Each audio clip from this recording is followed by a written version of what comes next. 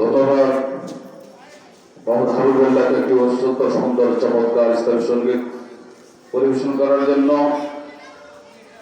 সম্মানিত এলাকাবাসী, আমরা বিনীতভাবে অনুরোধ করব আজকের এই জান্নাতি পরিবেশে দোকানপাটে রাস্তাঘাটে অযথা সময় নষ্ট না করে আজকের এই দাবি জলসায় যেন আমরা উপস্থিত হতে পারি এবং এখান থেকে কিছু ফায়দা নিতে পারি। আমি ওদের আহ্বান জানাবো, যারা আমরা আজকে তাফসীর উপর মাঠে টাকা দিয়ে পয়সা শ্রম ঘাম দিয়ে এটা বাস্তবায়ন করার জন্য সর্বাত্মক চেষ্টা করেছি, আমরা যেন কেউই এই জান্নাতের এই সর্বোচ্চ আসন থেকে আমরা মাহরুম না হয়ে যাই। অন্তত আজকের দিনটি আমরা বছরে একবার তাফসীর উপর অনুষ্ঠিত হয়, আমরা সকলেই আমরা মাঠে চলে আসে নিশুদ্ধ না করব। আলহামদুলিল্লাহ,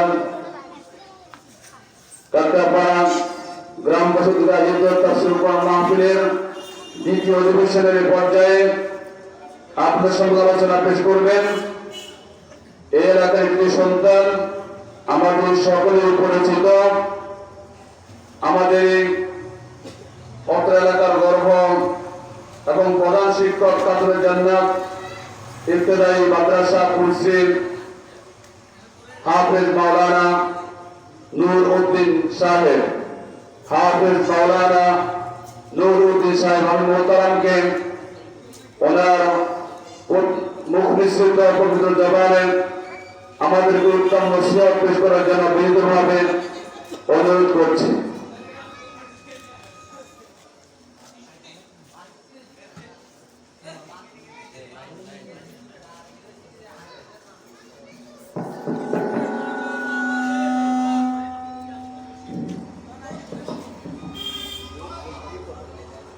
السلام عليكم ورحمة الله وبركاته. نحمده ونستعينه ونستغفره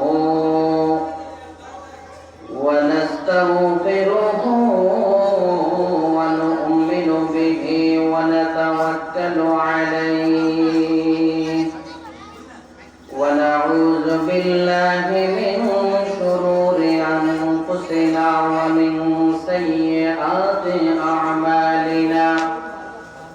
من يهده الله فلا مضل له ومن يضلله فلا هادي له.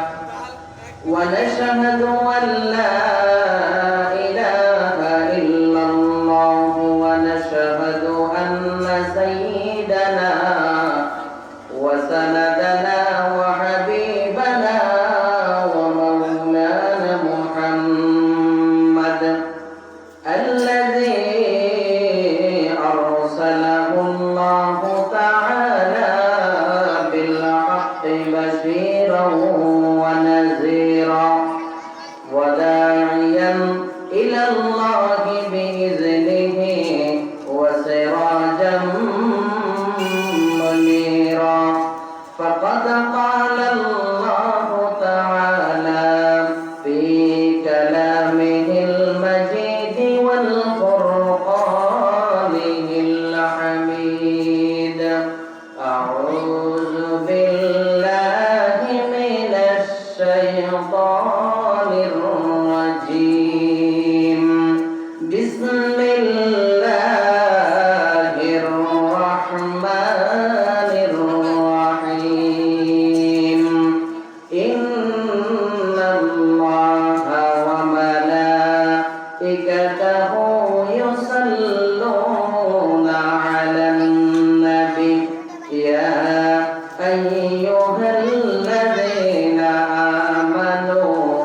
صلوا عليه وسلموا تسليما اللهم صل على مولانا محمد وعلى آل سيدنا مولانا محمد সকলে মহব্বতের সাথে পড়ুন اللهم صل على سيدنا مولانا محمد وعلى آل سيدنا مولانا محمد আমার মন কাঁদে রে আমার প্রাণ কাঁদে রে কোথায় গেলে পাবো প্রিয় নবীজিকে দেখিনি কোনো দিন শুনেছি শুধু তুমি যে ছিলে মোদের আপন প্রভু তোমারই লাগি ধরা ধন্য হলো রে আমার মন কাঁদে রে আমার প্রাণ কাঁদে রে কোথায় গেলে পাবো প্রিয় নবীজিকে আল্লাহুম্মা সাল্লি আলা مولانا محمد وعلى آل سيدنا مولانا محمد لا إله إلا الله لا إله إلا الله جر لا إله إلا الله لا إله إلا الله لا إله إلا الله لا إله لا إله আকাশের মালিক যে আল্লাহ জমিনের মালিক সে আল্লাহ লা ইলাহা ইল্লাল্লাহ লা ইলাহা ইল্লাল্লাহ লা ইলাহা সুবহানাল্লাহ আলহামদুলিল্লাহ লা ইলাহা ইল্লাল্লাহ জোরে সুবহানাল্লাহ আলহামদুলিল্লাহ লা ইলাহা ইল্লাল্লাহ সুবহানাল্লাহ আলহামদুলিল্লাহ লা ইলাহা ইল্লাল্লাহ সুবহানাল্লাহ আলহামদুলিল্লাহ লা ইলাহা ইল্লাল্লাহ সুবহানাল্লাহ আলহামদুলিল্লাহ লা ইলাহা ইল্লাল্লাহ লা ইলাহা ইল্লাল্লাহ মুহাম্মাদুর রাসূলুল্লাহ সাল্লাল্লাহু আলাইহি ওয়াসাল্লাম ঐতিহ্যবাহী কাকড়াপাড়া গ্রামবাসীর উদ্যোগে তাফসীরুল কোরআন মাহফিলের সম্মানিত সভাপতি দূর দূরান্ত থেকে আগত হযরতে উলামায়ে ইকরাম এবং পর্দার অন্তরালে আমার আলোচনা শুনছেন ওই সকল সম্মানিতা মা এবং বোনেরা, আমি আপনাদের সকলের খেদমতে আবার সালাম দিচ্ছি। আসসালামু আলাইকুম ওয়া রাহমাতুল্লাহি ওয়া বারাকাতুহু। মহান রব্বুল আলামিনের দরবারে লাখো কোটি শুকরিয়া আদায় করছি যে মহান রব্বুল আলামিন আমাদেরকে অত্যন্ত দয়া করে, তার সাথে মায়াও করে এরকম একটি দ্বীনি মজলিসে আসার মতন তৌফিক দিয়েছেন। এবং আসরের পর থেকে নিয়ে আজকের মাহফিলের শেষ পর্যন্ত যে আলোচনাগুলি হবে, ওই আলোচনাগুলিও আমলও করার তৌফিক দিবেন ইনশাআল্লাহ।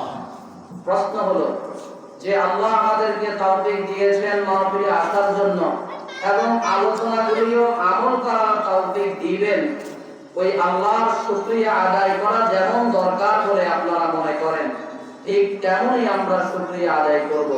সকলে অন্তরের অন্তরস্থল থেকে হৃদয় নিংড়ানো ভালোবাসা দিয়ে আবেগ প্রবণ হয়ে ওই মহান মনিবের শেখানো ভাষায় কালিমাতুশ শুকর সকলে পড়ছি আলহামদুলিল্লাহ। আলহামদুলিল্লাহ।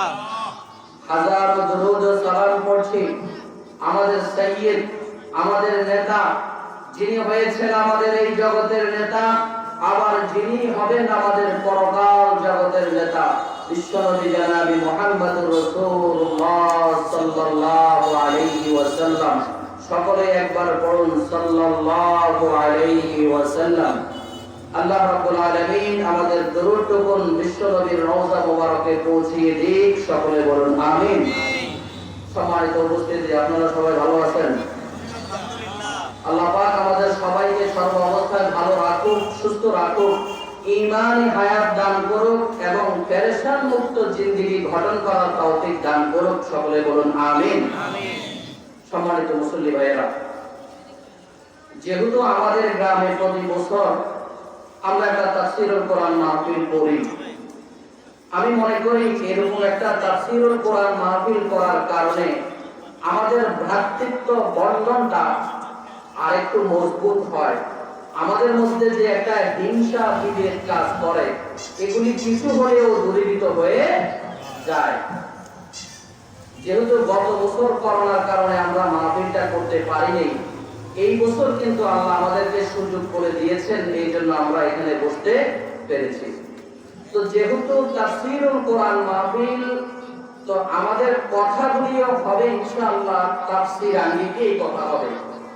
পবিত্র কোরআনুল কারীম থেকে আমি এবং আপনাদেরকে নিয়ে একটা আয়াত তেলাওয়াত করতে চাই এবং মা বোনরা যারা ওনাদের প্যান্ডেল থেকে শুনছেন ওনাদেরকেও নিয়েও আয়াতটা তেলাওয়াত করতে চাই।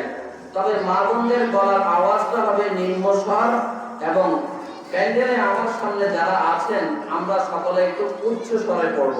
রাজি আছেন তো সবাই? ইনশাআল্লাহ। রাজি আছেন তো সবাই? এবার আমি পড়ব, তারপর আপনারা পড়বেন। বিসমিল্লাহির রহমানির রহিম। ইয়া আইয়ুহাল্লাযীনা আমানু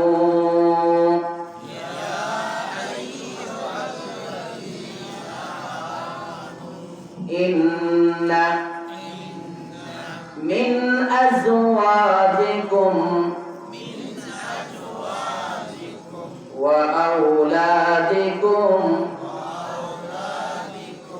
عدوا لكم فاحذروا ما شاء الله الحمد لله। আমরা পবিত্র কোরআনুল কারীমের 28 নম্বর পারা থেকে সূরা তাগাবুনের একটা আয়াতের সামান্য একটা অংশ তেলাওয়াত করেছি। আমরা প্রথমত জানবো এই আয়াতের মধ্যে আল্লাহ আমাদেরকে কি মেসেজ দিচ্ছেন, কি সতর্ক বাণী আল্লাহ আমাদেরকে দিচ্ছেন। তার পূর্বেই আপনাদেরকে একটা শুভ সংবাদ দিয়ে শুরু করতে চাই। যতটুকু আয়াত আমি আপনাদের সামনে পড়েছি বা আপনারা আমার সাথে পড়েছেন, প্রত্যেকটা হরফের বিনিময়ে আল্লাহ আমার আর আপনার আমলনামায় 10টা নেকি লিখে দিয়েছেন। সুবহানাল্লাহ। সুবহানাল্লাহ। আওয়াজটা আস্তে হয়েছে, তবে কিছুক্ষণ পরে আরেকটু জোরে হওয়ার সম্ভাবনা আছে, কারণ যতটুকু আয়াত আমি আর আপনি তেলাওয়াত করেছেন, মা বোনরাও তেলাওয়াত করেছে, ওই আয়াতটুকুনের মধ্যে 48টা হরফ আছে। কয়টা?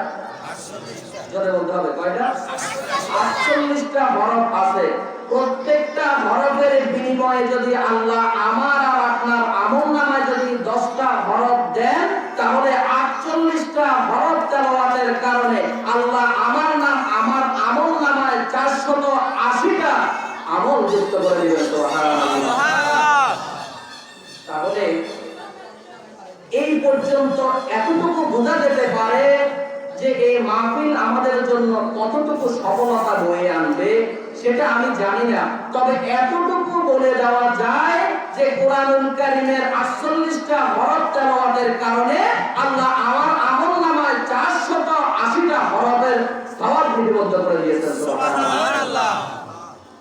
আমার ভাইয়েরা, শুধু তাই না, আল্লাহ রাসূল সাল্লাল্লাহু আলাইহি ওয়াসাল্লাম বলেছেন, কেউ যদি কোরআন হাদিসের আলোচনা শোনার জন্য যদি ঘর থেকে বের হয়, মাহফিলে আসা পর্যন্ত যতটা কদম তিনি মাটিতে দিবেন, প্রত্যেকটা কদমের বিনিময়ে আল্লাহ রাব্বুল আলামিন তার আমলনামা থেকে 10টা গুনাহ বাদ দিয়ে দিবেন।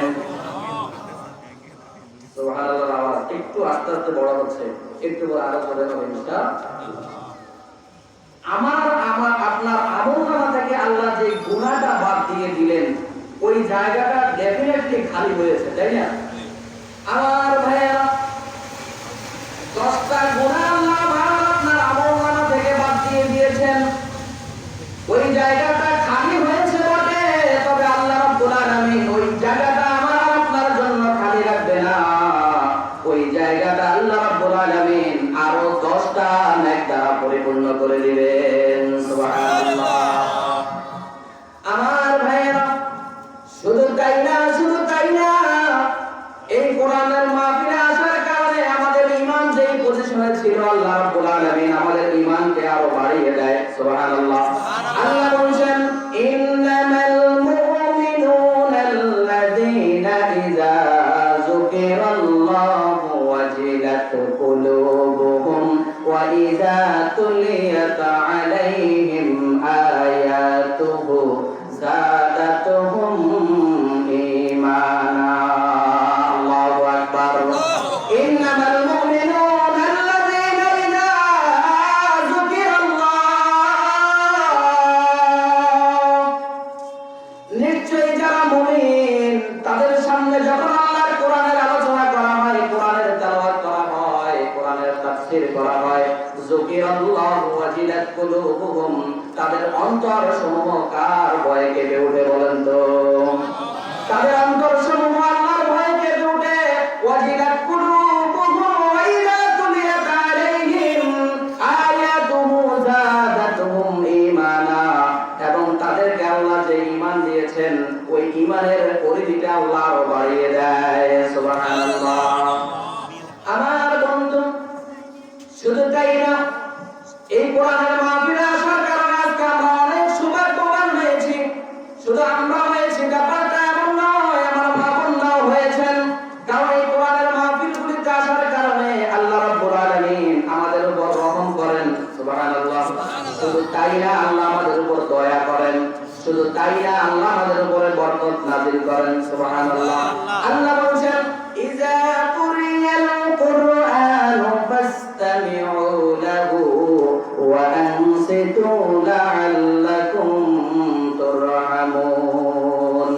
ও দুনিয়ার মানুষেরা, শুনো, আমি আল্লাহ বলছি, ইযা কুরিয়াল কুরআন, যখন তোমাদের সামনে আল্লাহর কোরআন তেলাওয়াত করা হয়, ফাসতামিউ, তোমরা চুপ থাকো, ফাসতামিউ, তোমরা অন্তরের কান দিয়ে শোনো, ওয়া আনসিতু, এবং তোমরা চুপ থাকো, লাআল্লাকুম তুরহামুন, চুপ থেকে অন্তরের কান দিয়ে যদি তোমরা আল্লাহর কোরআনের আলোচনা শুনতে পারো, লাআল্লাকুম তুরহামুন, আশা করা যেতে পারে আল্লাহ রাব্বুল আলামিন আমাদের উপর রহম নাযিল করবেন। সুবহানাল্লাহ। এটাই ছিল আমার ভূমিকা।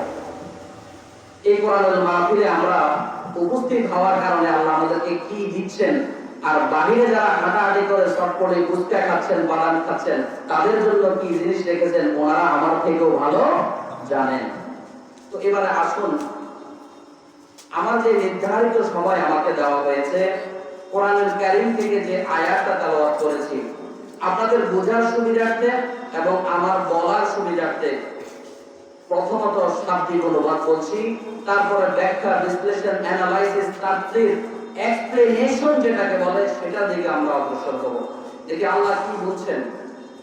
বিসমিল্লাহির রহমানির রহিম। শুনতেছেন তো সবাই? ইয়া আইয়ুহাল্লাযীনা আমানু,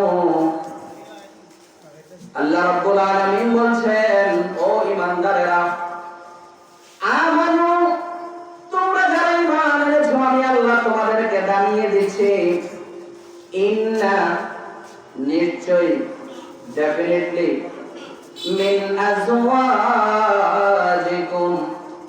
তোমাদের কারো কারো স্ত্রীগণ, ওয়া আওলাদিকুম, এবং তোমাদের কারো কারো সন্তানগণ, আদুওয়াল লাকুম, তোমাদের শত্রুতে পরিণত হবে, তোমাদের বিরুদ্ধে যাবে। ফাহজারু, অথবা তোমরা তাদের ব্যাপারে সতর্কতা অবলম্বন করো, সাবধানতা অবলম্বন করো। কে বলছেন? আরো জোরে বলতে হবে, কে বলছেন? আল্লাহ রাব্বুল আলামিন এই আয়াতের মধ্যে ইন্না শব্দ ব্যবহার করে দিয়েছেন। ও দুনিয়ার মানুষেরা, আমি আল্লাহ তোমাদেরকে নিশ্চয়ই শব্দটা ব্যবহার করে বলছি, তোমাদের কারো কারো স্ত্রী, তোমাদের কারো কারো সন্তান, আদুওয়াল লাকুম, তোমাদের শত্রুতা হবে, তোমাদের সাথে শত্রুতা করবে। ফাহজারু, সুতরাং তোমরা তাদের ব্যাপারে সতর্ক হও। এখন আল্লাহ বললেন, ইন্না শব্দ দিয়ে ব্যবহার করে বললেন যে তোমাদের কারো কারো সন্তান এবং স্ত্রী তোমাদের শত্রুতে পরিণত হবে, সুতরাং ওই শত্রুতা আসার আগেই তোমরা সতর্কতা অবলম্বন করো, তাদের ব্যাপারে তোমরা সচেতন হও। এখানে আল্লাহ যে কথাটা বলেছেন এটার মধ্যে কি কোনো সন্দেহ আছে? কথা বলতে হবে, কোনো সন্দেহ আছে? কোনো সন্দেহ নাই। আল্লাহ যা বলেছেন তাই হবে, কিন্তু এখন মানার দায়িত্ব হলো আমার আর আপনার। যেহেতু আল্লাহ বলেছেন আমার স্ত্রীর ব্যাপারে আমাদের সচেতনতা অবলম্বন করার জন্য, আমার সন্তানদের ব্যাপারেও আমার সচেতনতা অবলম্বন করা লাগবে। এটাই ছিল আয়াতের শাব্দিক অর্থ। এবার আসুন, আমাদের সমাজে দিন দিন ভালো মানুষগুলি হারিয়ে যাচ্ছে। মানুষের মধ্যে যে মনুষ্যত্ব ভাব থাকা দরকার ছিল, এগুলি দিন দিন বিলীন হয়ে যাচ্ছে, এগুলি দিন দিন ড্যামেজ হয়ে যাচ্ছে। আপনি আজ থেকে 15-20 বছর আগে একটু জানতো, তখনকার সময় আমাদের সমাজে, আমাদের সিভিলাইজেশনে, আমাদের সভ্যতায় শিক্ষিতর হার কিন্তু তেমন বেশি ছিল না। কিন্তু যারাই শিক্ষিত হয়েছেন বা অশিক্ষিতই ছিলেন, তাদের মধ্যে একটা মৌন সত্যর একটা ভাব ছিল।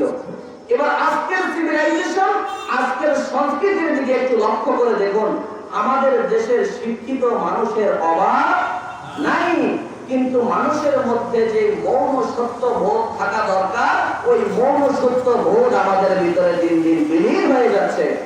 কথা ভুল বলেছি?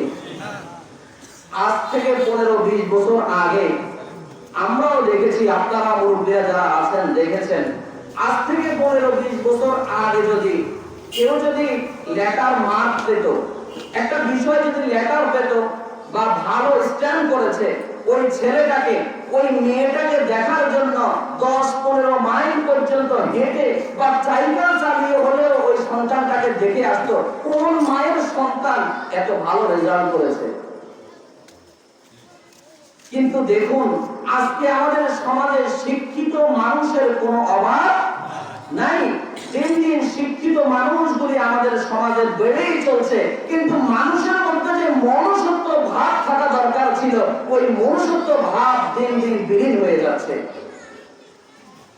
আজকে সমাজ ব্যবস্থা এমন হয়ে দাঁড়িয়েছে, আজকে যদি সমাজ আজ থেকে 10-15 বছর আগে সারা গ্রামবাসী মিলে শোক খাওয়াতে হতো, শোক প্রকাশ করত, কিন্তু আজকের সমাজে এই জিনিসগুলি দেখা যায় না।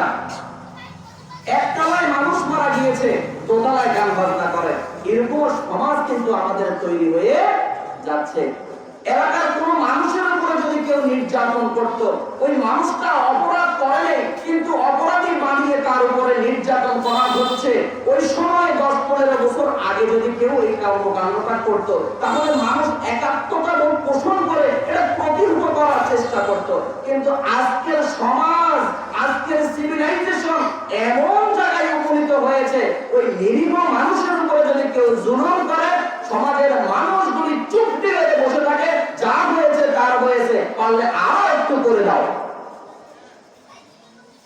কথা কি ভুল বলেছি? সমাজের বাস্তব চিত্রগুলি নিয়ে আমাদের কথা বলতে হবে। এই চেয়ারগুলি কিন্তু আপনাদেরকে রাহমায়ন, আপনাদেরকে পথ পরিচালনা করার দায়িত্ব কিন্তু আমাদের। আল্লাহ কিন্তু বলছেন, ইন্না মিন আজওয়াজিকুম ওয়া আওলাদিকুম আদুওয়ান লাকুম। কেন আমাদের সন্তানগুলি, আমাদের স্ত্রীরা আমাদের বিপক্ষে অবস্থান নেবে, আর আমাদের সচেতন কেনই বা হতে হবে? একটু পরে ফাইন্ড আউট করছি।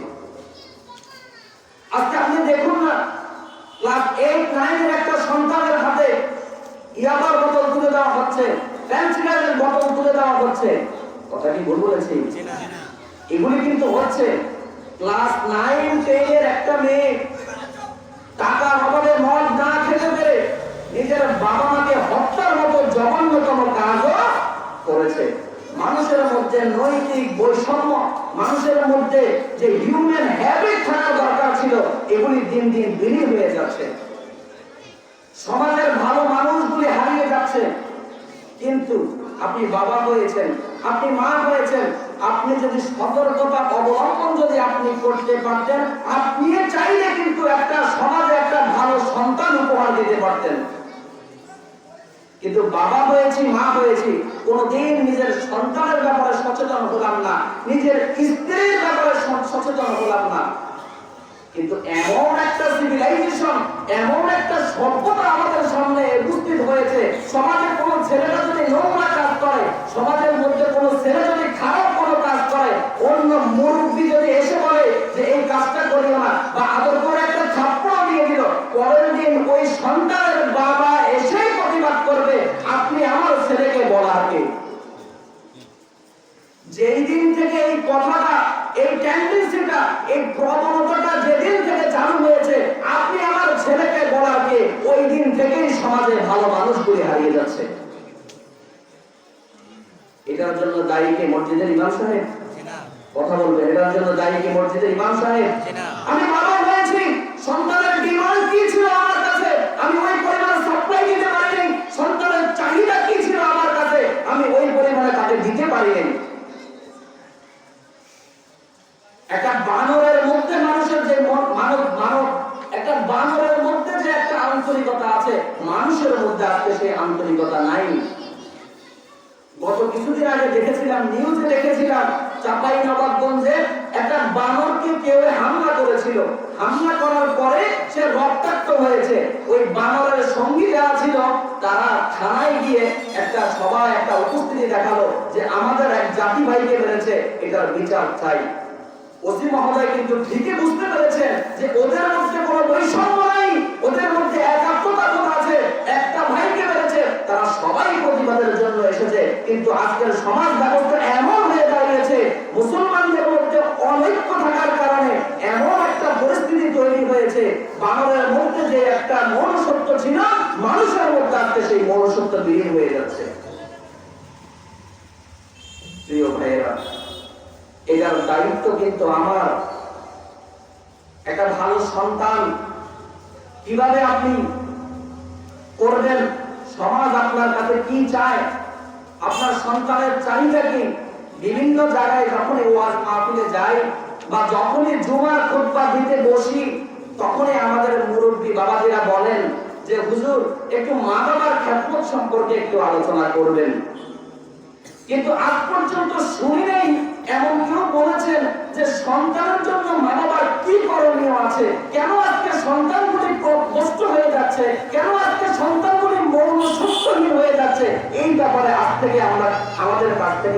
জানতে চায় না। মনে রাখতে হবে, কামা তাদিনু তুদান, আপনার কর্ম যেমন হবে আপনার ফল তেমন হবে। ইন্নাকা লাতাজনিল ইনাবা মিনাশ শাওকি, আপনি মান্দার গাছ, কাঁটাযুক্ত গাছ লাগাইছেন, ওখান থেকে আপনি ফল আশা করবেন, এটা কঠিন কালেও সম্ভব না। এজন্য আল্লাহ বলছেন, ইন্না মিন আজওয়াজিকুম ওয়া আওলাদিকুম, আজওয়াজিকুম দূরে রাখলাম কিন্তু আওলাদিকুম একটু আগে নিয়ে আসলাম। সন্তানের ব্যাপারে কি পরিমাণ আপনাকে সচেতন হতে হবে। বৃদ্ধ বয়সে এমন কথা যাতে করে আপনার মুখ থেকে বের না হয়, আমার সন্তান আমার সাথে খারাপ ব্যবহার করছে, আমার সন্তান আমার চোখের দিকে চোখ রাঙিয়ে কথা বলছে, আমার সন্তানের কারণে আমি সমাজে মাথা নিচু করে কথা বলতে হয়, এমন কথা যাতে করে আমাদের না বলা লাগে। এটার জন্য এখন থেকে আমাকে সচেতন হতে হবে। আমার সন্তানটাকে ওইভাবে ঘুরে উঠাতে হবে যাতে করে আদুওয়াল লাকুম, আমার সন্তান আমার শত্রুতে যাতে করে রূপান্তরিত না হয়। এই বাড়ি ঘর, ব্যাংক ব্যালেন্স, অট্টালিকা কি না করেছি, অন্যের পকেটের টাকা নিজের পকেটে ঢুকিয়েছি, অন্যের সন্তানের দুধ কিনার টাকা নিজের সন্তানের জন্য কৌশলে নিয়ে এসেছি, অন্যের মায়ের শাড়ির টাকা কৌশলে যেই কোনো ভাবে হোক আমার মায়ের শাড়ি কেনার জন্য নিয়ে এসেছি। হালাল হারামের কিছুই তোয়াক্কা করে নেই, সন্তানের ভালো দেখেছি সবসময়, কিন্তু এই সন্তানগুলিও তো কিয়ামতের মাঠে আমার বিপক্ষে যাওয়ার সম্ভাবনা। এই জন্য সন্তান দুনিয়াতে আসার পূর্বেই এবং আপনি বিবাহ করার পূর্বেই, আপনার ঘরে নববধূ আসার পূর্বেই সন্তানের ব্যাপারে আপনাকে সচেতনতা অবলম্বন করতে হবে। যে মানুষটাকে আপনি ঘরে নিয়ে আসবেন, যে নববধূটাকে আপনি ঘরে নিয়ে আসবেন, উনি আপনার স্ত্রী বটে কিন্তু আপনার সন্তানের মা, আপনার সন্তান উৎপাদনের ফ্যাক্টরি। মা যদি ভালো হয় সন্তানটাও ভালো হওয়ার সম্ভাবনা আছে না নাই? আপনারা কথা শুনতেছেন, বুঝতেছেন যে হুজুরকে কোন রকমের টান দিয়ে সত্যি কোনো ওয়াজ করতেছে না। এগুলি কিন্তু আজকে মূল কথা। আজকে সমাজ ব্যবস্থাটা এমন হয়ে দাঁড়িয়েছে, পিতামাতার খেদমত করতে চায় না। আরে ভাই, আপনি আপনার পিতামাতার খেদমত করতে যা চাচ্ছেন, আপনি আপনার সন্তানের জন্য কি করেছেন সেটা তো কোনোদিন বলেন নাই। সন্তান দুনিয়াতে আসার পূর্বেই আপনার সন্তানের হক আদায় করতে হবে। সর্বপ্রথম সন্তানের যে হক আদায় করতে হবে সেটা হলো সন্তানের জন্য একটা ভালো মায়ের ব্যবস্থা করে দিতে হবে। কারণ আপনার স্ত্রী বটে কিন্তু আপনার সন্তান উৎপাদনের ফ্যাক্টরি হবে এই মহিলা। সুবহানাল্লাহ। আপনার তখন থেকে একটা ভালো মা নির্বাচিত করতে হবে, একটা ভালো স্ত্রী নির্বাচিত করতে হবে। আমি আর আপনি যে চানাচুর খাচ্ছি, আমি আর আপনি যে বিস্কিট গুলি খাচ্ছি, এই চানাচুর বিস্কিট তৈরি হচ্ছে আটা দিয়ে, এই চানাচুর বিস্কিট তৈরি হচ্ছে ময়দা দিয়ে, এই চানাচুর বিস্কিট তৈরি হচ্ছে বিভিন্ন বেকিং পাউডার দিয়ে, এই চানাচুর বিস্কুট তৈরি হচ্ছে ডিম দিয়ে। একটা মেশিনের ভিতরে ঢোকানোর পরেই তো, এগুলি ডালিশন করার পরেই তো বিস্কিটের রূপান্তরিত হয়, ডালিশন করে দেওয়ার পরেই তো চানাচুরের রূপান্তরিত হয়। কথা ভুল বলেছি? ওই মেশিনের ভিতরে কোনো কারণে যদি একটু তৈল পড়ে, দুর্গন্ধযুক্ত যদি কোনো তৈল পড়ে, ওই মেশিন থেকে যে বিস্কিটগুলি সাপ্লাই দিবে, ওই মেশিন থেকে যে চানাচুরগুলি সাপ্লাই দিবে, ওই চানাচুর এবং বিস্কিটটা সুগন্ধ না দুর্গন্ধ হওয়ার সম্ভাবনা? বলেন তো, আরো করে বলতে হবে, বলেন তো। দুর্গন্ধ হওয়া। আপনার সব কিছু ভালো দিয়েছেন, আটা ময়দা সুজি যা কিছু লাগে আপনি ভালো দিয়েছেন, কিন্তু একটু দুর্গন্ধযুক্ত তেল ওখানে মিশে যাওয়ার কারণে আপনার চানাচুর এবং বিস্কিট সব নষ্ট হয়ে যায়। আপনার সন্তান উৎপাদনের মেশিন আপনি যাকে ঘরে আনবেন, যে তার যদি চরিত্র যদি ভালো না থাকে, নামাজি যদি না হয়, আল্লাহওয়ালা যদি না হয়, এরকম মায়ের পেট থেকে কোনোদিন ভালো সন্তান আশা করা যায়। এতটুকু বুঝছেন তো? এজন্য প্রিয় বাবাজিরা, প্রিয় ভাইয়েরা, মুরব্বীদেরকে বলছি, সন্তানকে বিবাহ করান, কিন্তু আল্লাহ রাসূলের কথার উপরে আমাকে আপনাকে কিন্তু আমল করতে হবে। আল্লাহ রাসূল বিবাহ সম্পর্কে কি মেসেজ দিয়েছেন, আল্লাহ রাসূল যে মেসেজটা দিয়েছেন, ওই মেসেজটা যদি আমরা পুঙ্খানুপুঙ্খভাবে পালন করতে পারি, আমার সন্তান আমার বিরুদ্ধে মামলা দিবে না, আমার স্ত্রী আমার বিরুদ্ধে মামলা দিবে না। আল্লাহ রাসূল বলেন তুনকাহুল মারআতু লিআরবাইন লিমালিহা ওয়া লিহাসাবিহা ওয়া লিজামালিহা ওয়া লিদীনিহা ফাসফার বিযাতিদ দ্বীন সুবহানাল্লাহ তারিবাত ইয়াদাকা। আল্লাহ রাসূল সাল্লাল্লাহু আলাইহি ওয়াসাল্লামের শব্দ চয়নটা কেমন একটু লক্ষ্য করে দেখুন। আল্লাহ রাসূল বলেন আমার উম্মতেরা তোমরা চারটা জিনিস দেখে বিবাহ করো। কয়টা? সবাই বলতে হবে কয়টা? আরো জোরে কয়টা? আল্লাহ রাসূল বলেন তোমরা চারটা জিনিস দেখে বিবাহ করো। তুনকাহুল মারআতু লিআরবাইন লিমালিহা, তার সম্পদ কেমন আছে, তার বাবার সম্পদ কেমন আছে সেটা দেখতে পারো। ওয়ালি হাসাবিহা, তার বংশমর্যাদা কেমন সেটা দেখতে পারো। ওয়ালি জামালিহা, তার সৌন্দর্য কেমন দেখতে পারো। ওয়ালি দীনিহা, তার দ্বীনদারিত্ব কেমন দেখতে পারো। চারটা জিনিস তোমরা দেখতে পারো। প্রথম যে ব্যাপারটা বলা হয়েছে বাবার সম্পদ কেমন আছে, বাবার সম্পদ কেমন বেশি কিছু নাই স্যাক্রিফাইস করো। বংশমর্যাদা কেমন একটু স্যাক্রিফাইস করো। বংশমর্যাদা ভালো নাই স্যাক্রিফাইস করে দাও। টাকা পয়সা বেশি নাই স্যাক্রিফাইস করে দাও। সুন্দরের দিক থেকেও কমতি হয়েছে স্যাক্রিফাইস করে দাও। ওই দীনহা, দিনের ব্যাপারে কোনো ছাড় নাই। দিনদারিত্ব যদি পাওয়া যায় ওইখানে আত্মীয়তা করো, ওই মেয়েকে বিবাহ করো। ফাসফার বিযাতিদ দ্বীন তারিবাত ইয়াদাকা। আল্লাহ উভয়ের জীবনে শান্তি দিয়ে বলে দিবেন সুবহানাল্লাহ। কিন্তু আমাদের সিভিলাইজেশন, আমাদের সভ্যতা এমন হয়েছে মেয়ের বাবার অর্থ সম্পদ কেমন, মেয়ের বংশমর্যাদা কেমন, আরে সুন্দরী না হলে তো নয়, কোনো কিছু স্যাক্রিফাইস করা যাবে না। কিন্তু মেয়েটার ভিতরে দিনদারিত্ব কতটুকু আছে, ওইটাকে আমি কতটুকু প্রায়োরিটি দিলাম, ওইটাকে আমি কতটুকু অগ্রাধিকার দিলাম, নিজের বিবেককে প্রশ্ন করে দেখুন না কেন। আজকে আমি টাকার জন্য লালায়িত হয়ে দিনদারিত্বকে পিছনে ফেলে সামনের দিনটাকে অগ্রসর করে সেখানে আত্মীয়তা করলাম। কিন্তু আল্লাহ রাসূল তো বলেছেন ভিন্ন কথা। ফাসফার বিযাতিদ দ্বীন, দিনকে আমি প্রায়োরিটি দিলাম না, বাকি তিনটাকে আমি অ্যাকসেপ্ট করে নিলাম, বাকি তিনটাকে আমি গ্রহণ করে নিলাম। শান্তি কি এত সহজ ব্যাপার? শান্তি কি এত সহজ ব্যাপার? এই জিনিসগুলি তো আমরা দেখি না। বিবাহের আগে আমার সন্তানের হকটা তো আমি নষ্ট করে দিয়েছি, তখনই এই সন্তান তো আমার বিরুদ্ধে মামলা দেওয়ার সম্ভাবনা 100%। কারণ সন্তান তো আমার কাছে চেয়েছিল একটা ভালো মা।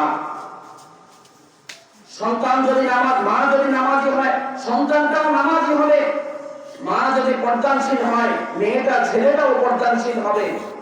একটু নিজের ঘরের দিকে একটু দেখুন না, মা যখন নামাজে দাঁড়িয়ে যায় 2-3 বছরের ছোট্ট ছেলেটা ছোট্ট মেয়েটা এখনো প্যান্ট পরে না, ওই ছেলেটাও মায়ের সাথে সিজদা দেয় সুবহানাল্লাহ।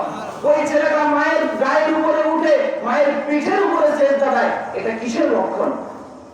নিশ্চয়ই আপনি দিনদারিত্ব মহিলা ঘরে এনেছেন, এই কারণে এটার প্রতিফলন হচ্ছে।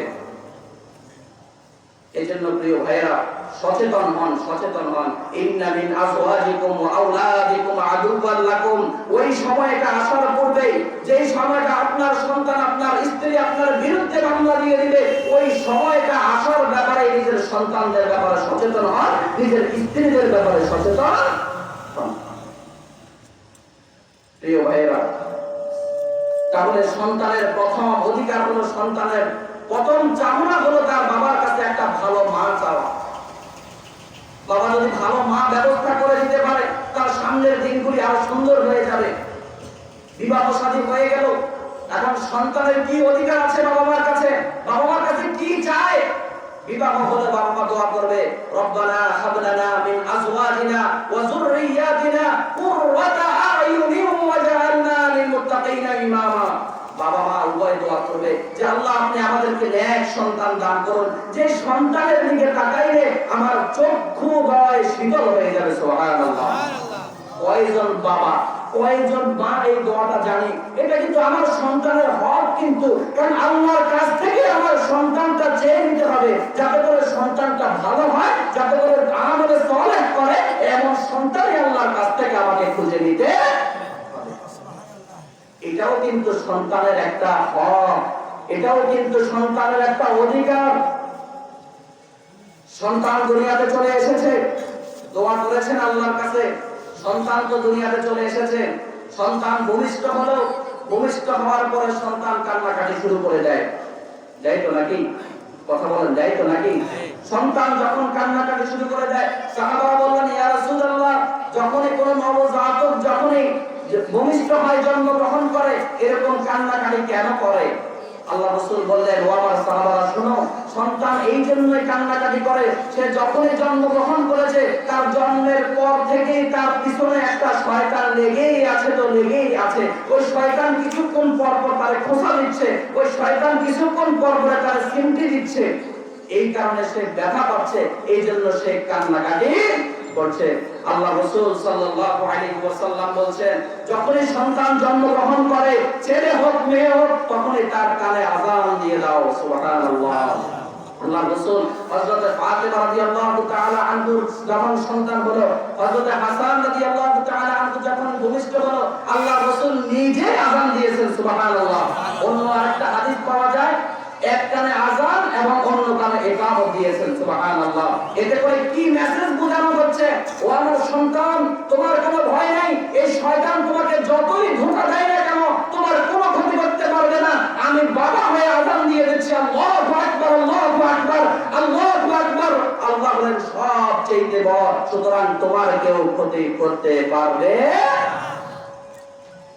এটা হচ্ছে সন্তানের 3 নাম্বার অধিকার, তার কানের মধ্যে আযান পৌঁছিয়ে দেওয়া, আল্লাহর একাত্মতা ভাবটা উপরের দিকে উঠিয়ে দেওয়া, যে দুনিয়াতে যতদিন বাঁচবা একমাত্র আল্লাহর ইবাদত করতে হবে, আল্লাহ ছাড়া আর কারো গোলামি করা যাবে না। সন্তান বড় হচ্ছে 7 দিন হয়ে গেল, এখন বাবা মার দায়িত্ব হলো সন্তানের পক্ষ থেকে আকিকা করে দেওয়া। কি করে দেওয়া? আকিকা করে দেওয়া। সমর্থবান পিতা যদি হয় তাহলে 7 দিনের মাথায় আকিকা করে দেওয়া উত্তম। যদি না থাকে 14 দিনের মাথায় করেন, যদি না থাকে 21 দিনের মাথায় করেন। তারপরেও যদি না থাকে, যখনই পিতার সমর্থ হবে তখনই আদায় করে দিতে পারবে। আল্লাহ রাসূল যখন নবুয়ত পেয়েছেন, নবুয়ত পাওয়ার পরে আল্লাহ রাসূল নিজের আকিকা নিজে করেছেন। সুবহানাল্লাহ। এটা হচ্ছে সন্তানের হক। আল্লাহ রাসূল বলেন, আনিল গুলাম শাতানি ওয়া আনিল জারিয়াতি শাতুন। একটা ছেলের জন্য 2টা বকরি। কয়টা বলেন? আবার বলতে হবে কয়টা? ওয়া আনিল জারিয়াতি শাতুন। এবং মেয়ে সন্তানের জন্য 1টা বকরি। প্রশ্ন হতে পারে, আল্লাহ রাসূলের শব্দ চয়নটা এমন কেন? আল্লাহ রাসূল ছেলেদের ব্যাপারে 2টা বকরির কথা বললেন এবং মেয়েদের ব্যাপারে 1টা বকরির কথা কেন বললেন? আল্লাহ রাসূলের শব্দ চয়ন হ্যাকমতটা একটু কেমন, একটু নিজের বিবেকে একটু প্রশ্নটা একটু ঢেলে দিন না। আল্লাহ রাসূল কেন ছেলেদের জন্য 2টা বকরির কথা বললেন এবং মেয়েদের জন্য কেন 1টা বকরির কথা বললেন? আমার প্রিয় মুসলিম ভাইরা, সম্মানিত উপস্থিত, ছেলেদের ব্যাপারে 2টা বকরির কথা এই জন্যই বলেছেন কারণ এটা হচ্ছে ছেলে সন্তান এবং মেয়ে সন্তানদের জন্য একটা ভ্যাকসিন, একটা টিকা। ছেলেদের জীবনের ঝুঁকি বেশি থাকে, ছেলেরা বিদেশে যাওয়া লাগে, কলকারখানায় কর্মকাণ্ড করা লাগে, বিভিন্ন জায়গায় তাদের পাড়ি দিয়ে সংগ্রাম করে টাকা ইনকাম করে ঘরে আনতে হয়, তাদের জীবনের ঝুঁকির প্রবণতা বেশি থাকে বিধায় আল্লাহ রাসূল বলছে তারা 2টা টিকা দাও। আনিল গুলাম শাতান, তাকে 2টা ছাগল দিয়ে দাও তার পক্ষ থেকে। এবং মেয়েদের ব্যাপারে আল্লাহ বলছেন শাতুন। আল্লাহ রাসূল বলছেন 1টা বকরির কথা বলেছেন কারণ মেয়েদের জীবনের ঝুঁকি কম থাকে, মেয়েরা বিদেশে যেতে হয় না টাকা ইনকাম করার জন্য, ঘর থেকে তেমন বেশি বের হয় না, এই জন্য তার পক্ষ থেকে 1টা আদায় করে দিলে হয়ে যাবে। সুবহানাল্লাহ, সুবহানাল্লাহ। এই হকটাকে কোনোদিন আদায় করেছেন? কিন্তু আমাদের সিভিলাইজেশন কি করছে, আমাদের সভ্যতা কি করছে, একটু নিজের বিবেকের মধ্যে প্রশ্নটা একটু ঢেলে দিন না। যখন ছেলে সন্তান হবে তখন তো ছেলের বাড়ির পক্ষ থেকে দাদি দাদা এমনকি ছেলের বাবাও শ্বশুর বাড়ির দিকে হা করে বসে থাকে, আর ছেলে যেহেতু হয়েছে আমার কোনো টেনশন নাই, হাসি একটা দিব, আমি একটা দিয়ে দিব, আর একটা আমার বাড়ি থেকে দিয়ে দিবে। এরকম সংস্কৃতি, এরকম সিভিলাইজেশন মনে হয় আমাদের গ্রামে এখনো আসে নাই। আল্লাহ কসম করে বলছি, কাউকে বড় করার জন্য বলছি না, কাউকে ছোট করার জন্য বলছি না, এগুলোই কিন্তু প্রকৃত কথা। এবার আপনি মানেন বা না মানেন সেটা হলো আপনার ব্যাপার। কিন্তু আকিকা নামে আমরা কি করছি? আল্লাহ রাসূল তো বলছেন নিসাব পরিমাণ সম্পদের মালিক যদি বাবা থাকে, অসমর্থবান ব্যক্তির উপরে আকিকা করা লাগবে না। যে সন্তানের উপযুক্ততা আছে বাবার কাছে দেওয়ার জন্য, অ্যাবিলিটি আছে, সক্ষমতা আছে, সেই তো আকিকা দিবে। কিন্তু আমি আমার শ্বশুর বাড়ি থেকে বিভিন্ন নানা কৌশলে চলে বলে কৌশলে একটা ছাগল খাসি একদম বাজেট করে নিয়ে আসলাম, আর এটা দিয়ে কি সুন্দর উনি আকিকা দিচ্ছে এমন ভাব করে। কিন্তু দেখুন, হয়তো তার শ্বশুরের তেমন সামর্থ্য ছিল না। ওই শ্বশুর দেখবেন সুদে টাকা নিয়ে হলেও মেয়ের সম্মান বাঁচানোর জন্য নিজের নাতির জন্য একটা ছাগল পাঠিয়ে দেয়। কেন? সমাজের মুখটা তো আমাকে বাঁচাতে হবে। আকিকা তো দায়িত্ব ছিল বাবার উপরে, কিন্তু আমি সন্তান হয়ে, আমি ছেলে হয়ে এমন একটা ভাগ বন্দিমা তৈরি করেছি, এমন একটা বাচন ভঙ্গি তৈরি করেছি যে আমার শ্বশুর বাড়ি থেকে একটা ছাগল আনতে হবে। শুধু তাই না, এগুলি আনার পরে কি করছে, এটা তো আরো নোংরা সংস্কৃতি, নোংরা সিভিলাইজেশন। এগুলি একটা বিশাল একটা অনুষ্ঠান করে, বিভিন্ন মানুষদেরকে দাওয়াত দিয়ে দেওয়া হয়। আর এটা খাওয়ার হক ছিল সবচেয়ে যে মানুষটা বেশি হকদার, নিম্ন শ্রেণী যারা গরিব, দিনে এনে দিনে খেতে পারে না, তাদের হক বেশি ছিল। কিন্তু আপনি যখনই কাজগুলি করছেন, সমাজের উঁচু বৃত্তশালী লোকদেরকে দাওয়াত দিচ্ছেন, এমন ভাবে দাওয়াত দিচ্ছেন যাতে করে উনি আসার সময় একটা প্যাকেট বা একটা খাম নিয়ে আসে, আপনার সন্তানকে কিছু হাদিয়া দেয়। এমনি তো ভাব আমরা করছি নাকি? কিন্তু ইসলাম তো এমন কথা বলে না। আল্লাহ জাতিকে হেফাজত করুক, সকলে বলেন আমিন। আমার প্রিয় মুসলিম ভাইয়েরা, আমার